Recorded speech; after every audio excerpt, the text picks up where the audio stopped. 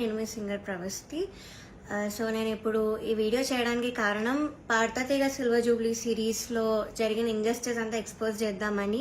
మీ అందరికీ తెలుసు నేను దానిలో పార్టిసిపేట్ చేశానని. సో అక్కడ ఏదైతే జరిగిందో అదంతా నేను ఇక్కడ క్లియర్గా చెప్తాను వీడియోలో. స్టోరీస్ పెట్టాను, చాలామంది థౌజండ్స్ ఆఫ్ రిప్లైస్ వచ్చాయి స్టోరీకి ఏం జరిగింది అని. సో దీనిలో అంతా నేను క్లియర్గా ఎక్స్ప్లెయిన్ చేస్తాను. మిస్ అవ్వకుండా లాస్ట్ వరకు ఈ వీడియోని చూడండి. సో ఈ వీడియో చేద్దాం అనుకునే ముందు చాలా మంది ఆపడానికి వచ్చారు నన్ను ఈ మ్యూజిక్ ఫీల్డ్ నుంచి.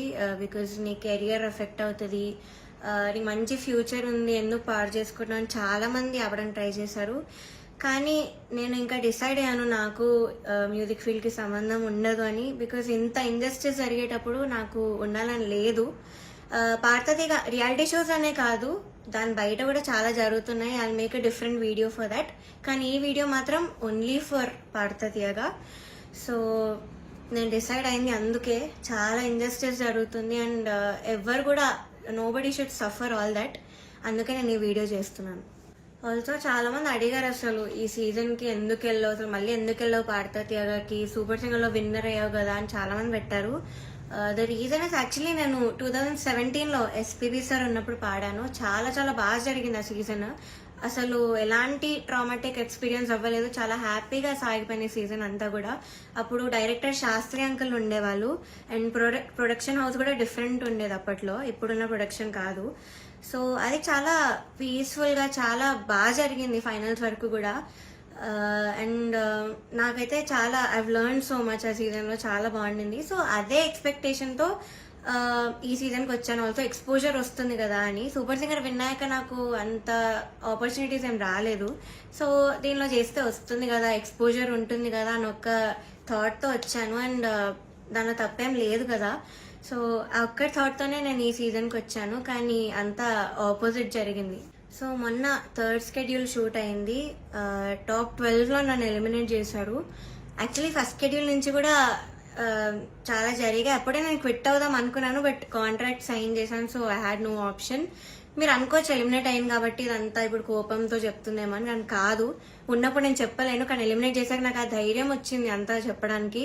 సో జడ్జెస్ గురించి కానీ అక్కడ ఆ ప్రొడక్షన్ వాళ్ళు ఎలా ట్రీట్ చేశారని కానీ నేను అంతా దీనిలో బయట పెడతాను. సో నేను ఒక గుడ్ థింగ్తో స్టార్ట్ చేస్తాను. పార్థతీగలో ఒక గుడ్ థింగ్, ఆర్కెస్ట్రా కృష్ణాంకుల్ వాళ్ళు ఆ సీజన్లో ఎవరైతే ఉన్నారో వాళ్ళే ఈ సీజన్లో కూడా ఉన్నారు. వాళ్ళు మాత్రం చాలా సపోర్ట్ చేశారు, అందరితో ఒకేలా ఉంటారు. అండ్ మెంటర్ శ్రీనివాస్ సార్, ఆయన కూడా నన్ను ఎప్పుడు కూడా you are the most talented అని మొన్న కూడా నాతో వచ్చి చెప్పారు. సో వీళ్ళిద్దరికి మాత్రం I'm very very thankful. They are my favourite people. So this is the only good thing పార్థతీగ ఈ సీజన్లో. సో ఫస్ట్ నేను జడ్జెస్ దగ్గర నుంచి స్టార్ట్ చేస్తాను. ఫస్ట్ సునీత గారు. Of course she is very beautiful. మీరు అంతే కైండ్ అని కూడా అనుకుంటారు, బట్ బ్యూటీకి కైండ్నెస్కి ఎప్పుడు కూడా లింక్ ఉండదు.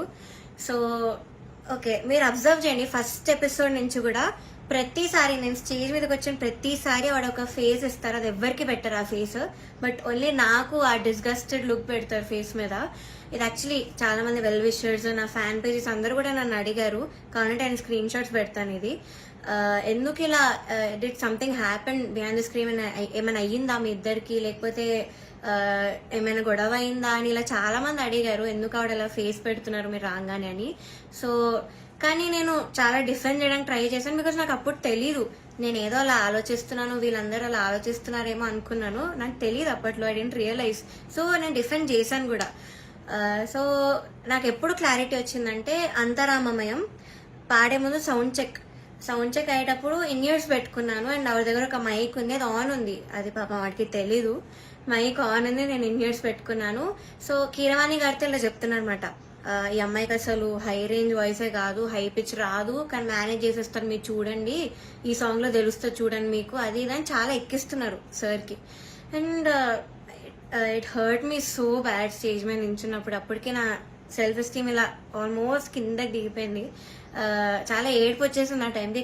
కంట్రోల్ చేసుకొని లేదు, I have to do this అని నేను అంతరామమయం పాడాను.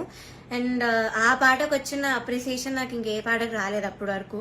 సో అంతరామమయంకి బయట ఎవరు కలిసినా కూడా అందరు చెప్పారు నాకు వాయిస్ చాలా బాగా వచ్చింది ఆ పాటలో అని, కానీ చాలా బాగుంది ఆ పాట అని.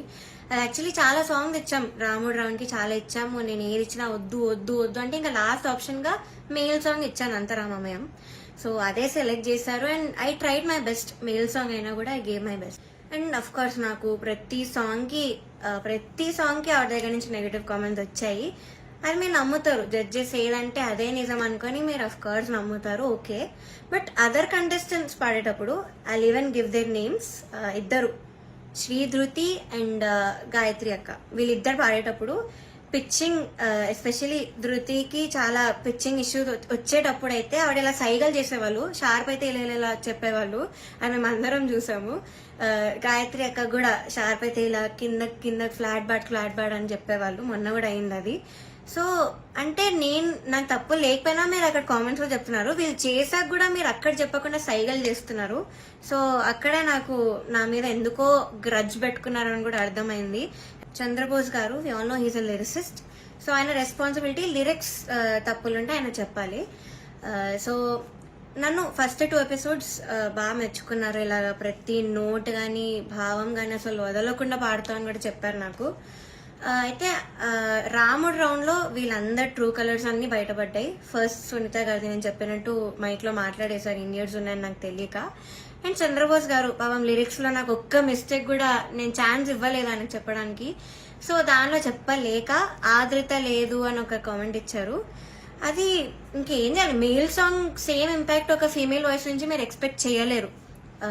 సో అంతరామమే is a male song. So ఇంకా లిరిక్స్ లో చెప్పలేక ఎందుకు ఇంకా క్రియేట్ చేసుకొని చెప్పడం నాకు అర్థం కాలేదు. అదే రౌండ్ లో ఒక అమ్మాయి లిరిక్స్ మర్చిపోయింది రాముడి పాటలో, అది మాత్రం ఆయన మెన్షన్ చేయలేదు. బీయింగ్ ద లిరిసిస్ట్ ఆయన రెస్పాన్సిబిలిటీ ఉండి కూడా ఆయన చెప్పలేదు. ఆ రౌండ్ లో లిరిక్స్ మర్చిపోయింది, చెప్పలేదు. ఇంకా మమ్మల్ని ఏడ్పించేసావు అది ఇది అని చెప్పింది. చాలా మంది చేతుల్లో రాసుకొని వచ్చారు, అది కూడా ఆయన చెప్పలేదు, అది కూడా కౌంట్ చేయలేదు. కానీ నాకు మాత్రం లేని నెగిటివ్ పాయింట్స్ అన్ని, ఆయనకు అవసరం లేని నెగిటివ్ పాయింట్స్ అన్ని కూడా చెప్పారు. లిరిక్స్ లో మాత్రం నేను ఇప్పటివరకు ఆయనకు ఒక్క ఛాన్స్ కూడా ఇవ్వలేదు సాంగ్స్ లో. I never made a mistake lyrics point of వ్యూలో అయితే అస్సలు చేయలేదు. మీరే చూడండి, మీకే అర్థమవుతుంది. సో ఇది కూడా మీకు న్యాయం అనిపిస్తుందా? కీరవాణి సార్ గురించి మాట్లాడదాం. అఫ్ కోర్స్ నాకు చాలా హేట్ వస్తుంది దీనికి మాత్రం, and I'm ready for it because I don't care. Personally నాకైతే నెగటివ్ కామెంట్స్ రాలేదు ఆయన దగ్గర నుంచి. బట్ సెట్ లో ఎలా మాట్లాడతారు, అసలు ఏం చెప్తారు అనేది నేను ఇక్కడ చెప్తాను. పాయింట్ నెంబర్ 1, మెలడీస్ పాడిన వాళ్ళకి మాత్రం వాళ్ళు ఎలా పాడినా కూడా నేను ఆటోమేటిక్ గా మంచి స్కోర్ తీస్తాను అని ఆయన నోట్తో ఆయనే చెప్పారు. So he's very bias towards melody songs and his compositions. ఎలా పాడినా కూడా మార్క్స్ వేసేస్తారు. అయినే కాదు, అక్కడ ఉన్న సునీత గారు, చంద్రబోస్ సార్ కూడా, వీళ్ళందరూ కూడా అంతే. వాళ్ళ సాంగ్స్ పాడితే మాత్రం స్కోర్స్ ఆటోమేటిక్ గా మంచిగా వచ్చేసాయి. సో ఇది point number 1. Point number 2 is very very hurtful to me personally because నేను ఎలిమినేట్ అయ్యే ఎపిసోడ్లోనే ఏదో విషయంలో నన్ను చూస్తూ చెప్పారు ఇది కూడా. సో ద థింగ్ ఇస్, నేను మీ అందరికీ తెలుసు సూపర్ సింగర్లో నా ఫైనాన్షియల్ సిచ్యువేషన్ గురించి కానీ అంతా బయట పెట్టాను. సో దానివల్ల నేను కొన్ని వెడ్డింగ్ షోస్ అలాంటివి చేయాల్సి వచ్చింది. సో ఈ పాయింట్ మీద సార్ మాట్లాడారు. ఏమన్నారంటే అసలు వెడ్డింగ్ షోస్ చేసేవాళ్ళు నా దృష్టిలో సింగర్సే కాదు, నాకు చాలా అసహ్యం, it's like your disrespecting music అని మాట అన్నారు. చాలా చాలా బాధ అనిపించింది, అదేంటి అంత స్టేజ్ లో ఉన్నాయని ఇలా మాట్లాడారు ఏంటి అని. సో ఇదొకటి, నన్ను చూస్తూ మాట్లాడారు ఇంకా. So it was very hurtful. Point number 3, so third వచ్చిన వాళ్ళకి ఆయన 1 lakh ఇస్తా అని చెప్పారు. 4th ప్రైజ్ వాళ్ళకి మూవీలో సాంగ్, అండ్ 5th ప్రైజ్ వాళ్ళకి ఆయన గ్రూప్ లో చేర్చుకుంటామని చెప్పారు సార్. సో ఇది ఎలా చెప్పారంటే, 5th ప్రైజ్ వచ్చిన వాళ్ళకి నా దగ్గరకి కొంతమంది రోజు వచ్చి చాకరీ చేస్తూ ఉంటారు, వాళ్ళ ట్రూప్ లో జాయిన్ చేసుకుంటా అని చెప్పారు. ఇలా చాకరీ అనే వర్డ్ వాడారు. అంటే ఇది డిస్రెస్పెక్ట్ఫుల్ కాదా? So this was very very bad. అంటే అలా అనకూడదు సింగర్స్, ఇలా చాకరీ చేసిపోతారు, దానిలో మిమ్మల్ని కూడా జాయిన్ చేసుకుంటారని ఇలా అన్నారు. సో మీకు ఎలా అనిపిస్తుందో ఇంకా మీరు ఆలోచించండి ఒకసారి. అంటే కొంతమంది క్లాసికల్ రౌండ్, కొంతమంది కాలేజ్ రౌండ్ అంట, ఒక చెత్త రౌండ్ ఒకటి పెట్టారు. దానిలో చెత్త పాసిబుల్ సాంగ్స్ అన్ని ఇచ్చారు, అంటే సింపుల్ గా పాడి పడేసేవి. దానికి క్లాసికల్ రౌండ్ కి మార్క్స్ కి కంపేర్ చేశారు. ఇది ఒక కామెడీ విషయం ఈ స్కెడ్యూల్లో. మీ అందరికి తెలియాలి కాబట్టి చెప్తున్నాను అంత క్లియర్ గా. సో ఇది జరిగింది. ఓకే, నేను ఎన్నో రాత్రులు వస్తాయి పాడాను డ్యూయట్ రౌండ్ లో, which is Ilaiyaraaja sir and SPB sir round మాట. వాళ్ళ బర్త్డేస్ వస్తున్నాయి కాబట్టి ఈ రౌండ్ ఇచ్చారు. డ్యూయట్ రౌండ్ వేరే ఒక అన్నతో పాడాను. అయితే ఇదైతే I did very very well. Especially orchestra నుంచి చాలా అప్లోజ్ వచ్చింది ఈ పాటకి. నా హై నోట్స్ మీద ఎక్కువ మెచ్చుకున్నారు, చాలా బాగా వచ్చింది, వాయిస్లో చాలా బాగుండింది, చాలా హాయిగా ఉండింది మైక్లో. ఆ రోజు వింటుండే సిస్టమ్గా చెప్పారు ఆ రోజు స్టేజ్ మీద. నాకైతే పక్కకు పిలిచి కూడా చాలా మంది చెప్పారు. కానీ సునీత గారు ఆఫ్ కోర్స్ మళ్ళీ అదే కామెంట్, నీకు రేంజ్ లేదు, నీకు హై నోట్స్ రావు, నీకు స్కేల్ ఎక్కువ అయిపోయింది, యూ ఆల్వేస్ స్ట్రగుల్, మనం దీని మీద మాట్లాడుకోవాలి అని చెప్పారు. I don't think so, because నేను ఇన్ని షోస్ చేశాను. ఎందుకు మన ఎస్పీబీ సరే నన్ను మెచ్చుకున్నారు అప్పుడు పడుతుంది కదా నా హెడ్ వాయిస్ గురించి. అండ్ మన సూపర్ సింగర్లో శ్వేతా మోహన్ గారు అన్ని లాంగ్వేజెస్లో పాడారు ఆవిడ, సుజాత మోహన్ గారు అన్ని లాంగ్వేజెస్లో పాడారు, ఆవిడ నన్ను మెచ్చుకున్నారు. ఇలాగా నీది బేస్ రేంజ్ వాయిస్ అయినా కూడా నువ్వు ఎంత బాగా పాడుతున్నావు, అసలు తెలియకుండా ఎంత బాగా పాడుతున్నావు, ఎంత క్లీన్గా వినిపిస్తున్న హై నోట్స్ అన్ని కూడా చెప్పారు. తమన్ సార్ కూడా మెచ్చుకున్నాను అన్ని విషయంలో. కానీ సునీత గారు మాత్రం అదే పాయింట్ మీద చెప్తారు ఎప్పుడు కూడా. సో ఇలా జరిగింది. అండ్ సారేగామే లాస్ట్ నేను ఎలిమినేట్ అయిన రౌండ్ పాడింది సారేగామే. I think that was the best performance. నా కెరియర్లో కూడా నేను ఇప్పటివరకు నాకు తెలిసి అంతలా పర్ఫామ్ చేయలేదు. వస్తుంది, మీరే చూస్తాను నేను ఎలా పాడాను సారేగామే. ఇంకా నాకున్న కోపం అంతా కూడా ఆ సింగింగ్లో నేను చూపించాను ఆ రోజు. మేడ్ సో మెనీ ఇంప్రూవైజేషన్స్ అప్పటికప్పుడు చేసి పాడాను నేను కొన్ని స్టేజ్ మీద సారేగామేలో. అండ్ ఆ రోజు టాప్ 1 వచ్చిన అమ్మాయి, ఆ అమ్మాయి చంద్రబోస్ గారు పాట పాడింది ఆ కాలేజ్ రౌండ్లో. సో ఆ పాటలో ఏదేదో ఇంప్రూవైజేషన్స్ చేసింది, అది అవుట్ ఆఫ్ పిచ్చింగ్ ఉండే మోస్ట్ ఆఫ్ దెమ్. అది లాస్ట్లో లిరిక్స్ మర్చిపోయి నానా అని పాడింది. అది ఆయన కామెంట్స్లో చెప్పకుండా అంతా అయిపోయాక అందరు క్లాప్స్ కొడుతుంటే పక్కన అనిల్ సార్తో లిరిక్స్ మర్చిపోయింది అని అన్నాడా, నేను విన్నా, నేను అక్కడే ఉన్నా. అంటే బయటకు చెప్తున్నారు కాబట్టి, కానీ కామెంట్స్లో చెప్పట్లేదు, ఆ మార్క్స్లో కూడా ఆయన చూపించట్లేదు. How great is that. ఇంకొక అబ్బాయి అయితే లిరిక్స్ మార్చేసి ఏదేదో పాడాడు, కామెడీ పాట చేస్తారు, అది కిరాణి సార్ పాటే, అది కూడా అది లిరిక్స్ మార్చేసి ఏదో కామెడీ లిరిక్స్ యాడ్ చేసి పాడేశాడు ఎమోషనల్ సాంగ్. అయినా ఆయన స్టేజ్ మీదకి వచ్చేసి ఆ పాట కోరస్ పాడేసి, ఆయన పాట అంటే అంత ఎక్సైట్మెంట్ వచ్చేస్తుంది ఆయనకి. సో ఆటోమేటిక్గా స్కోర్స్ కూడా అలానే పడిపోతాయి సేమ్ ఎక్సైట్మెంట్తో. సో ఇది జరిగింది కరెక్ట్ ఎలిమినేషన్ ముందు అదే రౌండ్లో. ఇంకా ఎలిమినేషన్ రౌండ్ వచ్చేసరికి ఫస్ట్ చంద్రబోస్ గారు లేచి వెళ్ళిపోయారు. నాకు పని ఉంది, హ్యావ్ టు గో, అది నిజమో కాదో ఎవరికి తెలీదు, బట్ హీ లెఫ్ట్.